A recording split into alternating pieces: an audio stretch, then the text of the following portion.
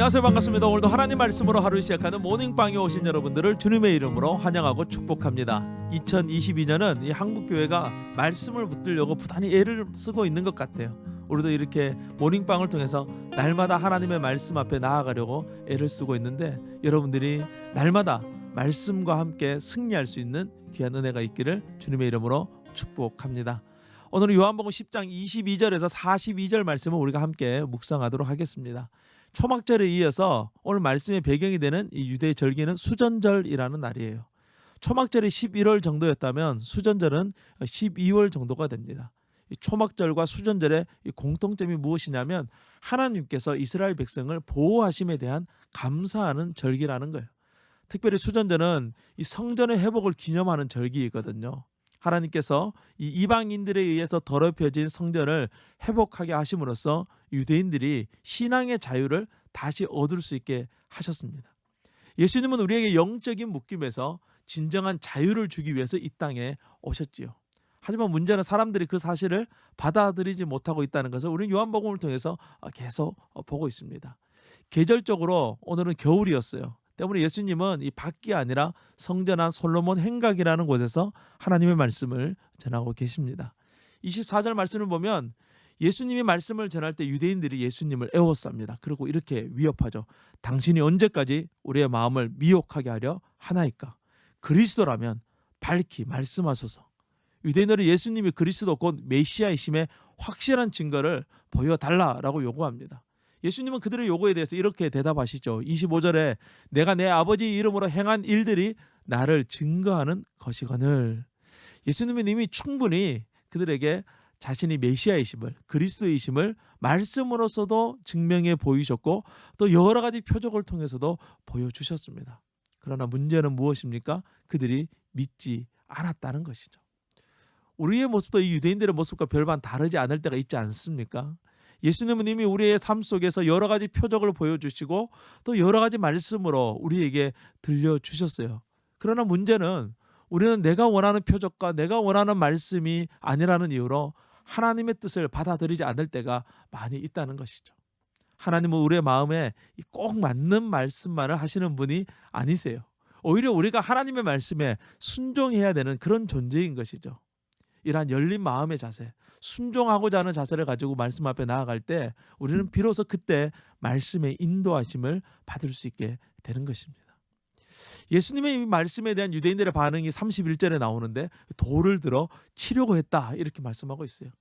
유대인들이 예수님을 향하여 돌을 들어 치려고 한 이유가 무엇입니까? 33절에 보면 신성 모독 때문이었어요.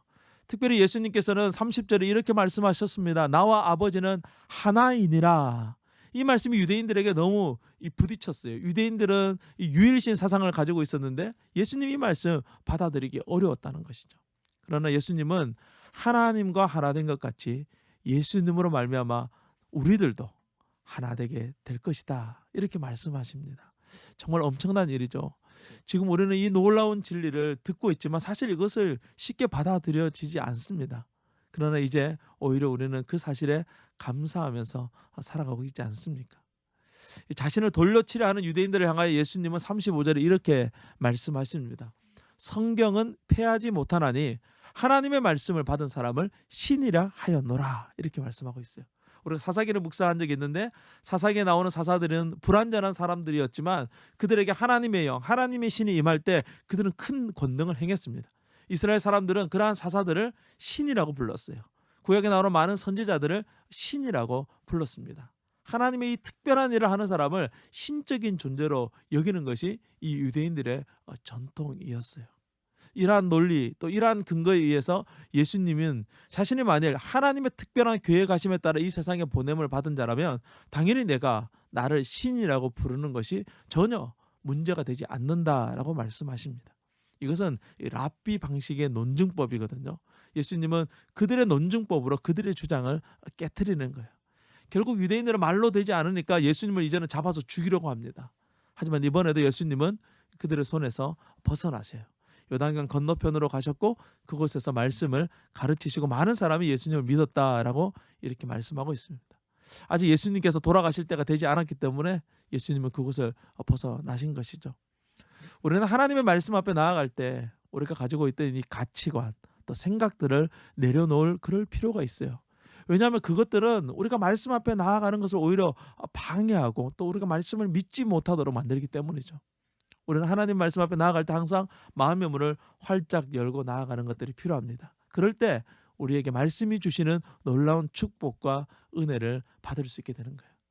사실 이 수전절은 성전을 회복한 날이기 때문에 이 성전에서 말씀을 전하시는 예수님을 통해서 사람들이 구원을 받아야 하지만 많은 사람들이 예수님을 믿게 된 것은 오히려 성전이 아니라 광야였다는 것이 오늘 말씀의 또한 아이러니 중에 하나예요. 날마다 우리가 말씀을 묵상하면서도 그 말씀 앞에 마음의 문을 열지 않는다면 우리가 묵상하는 것이 결코 우리에게 별로 유익한 일이 되지 않을 거예요. 그러나 우리의 삶이 비록 광야 같을지라도 그 말씀 앞에 우리의 마음의 문을 활짝 열고 나아간다면 하나님의 놀라운 축복이 저와 여러분의 인생 가운데 임하게 될 줄로 믿습니다.